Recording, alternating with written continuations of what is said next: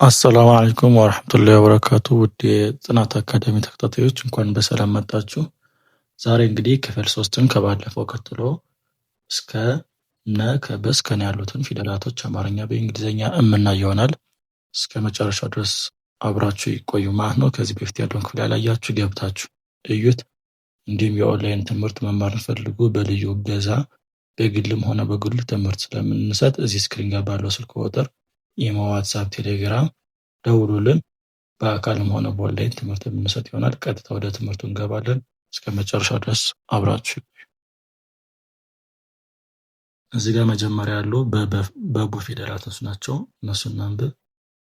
በ ቡ ቢ ባ ቤ ብ ቦ። እንግዲህ በቡን ስናስብ ሁሌም ማንሳት ያለብን ቢ ፊደል ነው። ከበቡ ጋር ግንኙነት ያላት ቢ ፊደል ናት። እስከ መጨረሻው ድረስ ቢ አለ ማለት ነው። ከዛ በኋላ አናባቢው ይቀየራል። እሺ አብረን እንበለው አሁን በ ቢኢ ቡ ቢዩ ቢ ቢአይ ባ ቢኤ ቤ ቢአይኢ ብ ቢ ቦ ቢኦ ቢኦ። ስለዚህ ቢ እንደ ዋናነት እንይዘዋለን ማለት ነው። የቸቹ ያሉት አካባቢ በደንብ ስለማሳያችሁ እስከ መጨረሻው መከታተላችሁን አትርሱ ማለት ነው። ወደ ተ እንግባ። አሁን ተቱን እናንብብ። ተ ቱ ቲ ታ ቴ ት ቶ ቶ። እንግዲህ ለተቱ ደግሞ ለተ ስናስብ ሁሌ ቲ የምትባለው ፊደል መኖር አለባት። ሁል ጊዜ ቲ ከአናባቢ ጋር ወይ ብቻዋን መኖር አለባት ማለት ነው።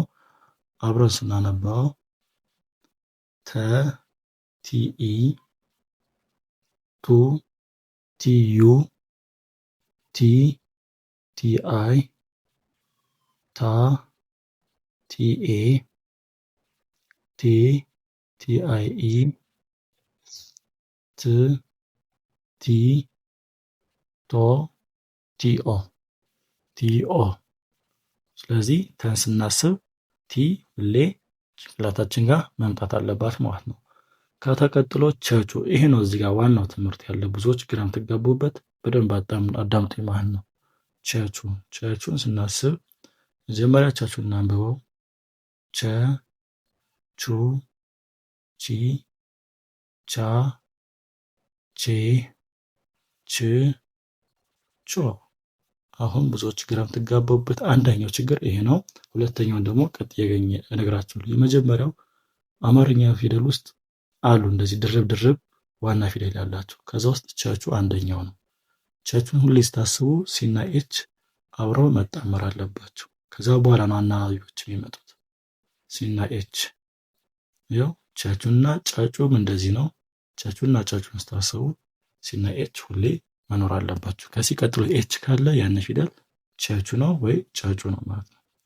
አብረን እንበለው። ቸ ሲኤችኢ ቹ ሲኤችዩ ቺ ሲኤችአይ ቻ ሲኤችኤ ቺ ሲኤችአይኢ ች ሲኤች ቾ ሲኤች ኦ ሲኤች ኦ። እሺ ከቸቹ ቀጥሎ ነኑ ልንገራችሁና ሁለተኛ ማስተካከል ያለባችሁን ደግሞ ነግራችኋለሁ። ከዛ በኋላ ትምህርቱ ቀላል ነው የሚሆነው። ቀጣይ ያለው ነኑ ነው። ነኑን እናንብበው። ነ ኑ ኒ ና ኔ ን ኖ ኖ። ለነኑ የተወከለች ፊደል ደግሞ ኤን ነች። ኤን ናት ማለት ነው። ለነኑ ኤንን የተወከለችው። ስለዚህ ነ ኤንኢ ኤንኢ ኑ ኤንዩ ኒ ኤንአይ ና ኤንኤ ኒ ኤንአይኢ ን ኤን ኖ ኤንኦ ኤንኦ። እሺ አሁን ወደ ሁለተኛው ማስተካከል ያለባቸው ችግር እንምጣ ማለት ነው። ይህን እንደዚህ ነገሮችን ካወቃችሁ ከዛ በኋላ ህግ ነው መያዝ ያለባችሁ። የምን ህግ ብላችሁ ጠየቃችሁ? የአናባቢዎች ህግ። አናባቢ ማለት ከጥግ ተቀጥሎ የሚመጡ ፊደላቶች ማለት ነው። እሱ እንዴት ነው የምታውቁት? የመጀመሪያ ፊደል ሁሌ ስታስታውሱ ኢ ናት። ኢ ናት። የመጀመሪያ ፊደል ምን ጊዜ ኢ ነው የምትሆነው እንደምታያት። ይሄን ህግ መርሳት የለባችሁም። ለሁለተኛ ፊደል ደግሞ አንድ ብለን ሁለተኛ ፊደላቶች ጋር ደግሞ ዩ ነው። ያው ቡ ቱ ቹ እያልን ስንመጣ እንደ አናባቢ ዩ ነው። ለሶስተኛ ፊደል አይ ነው። ይሄን ህግ ከያዛችሁ ቀላል ነው ትምህርቱ። ለአራተኛ ፊደል ኤ ነው። ለአምስተኛ አይ እና ኢ ነው። አይ እና ኢ ሁለቱ በአንድ ላይ ተጣምሮ ማለት ነው። ብቻቸውን ከሆኑ ግን ስድስተኛ ፊደል ነው ማለት ነው። ህ ል ም እዚህ ደግሞ ብ ት ች ን እያለ ይመጣ ማለት ነው። ለመጨረሻ ፊደል ኦ ነው።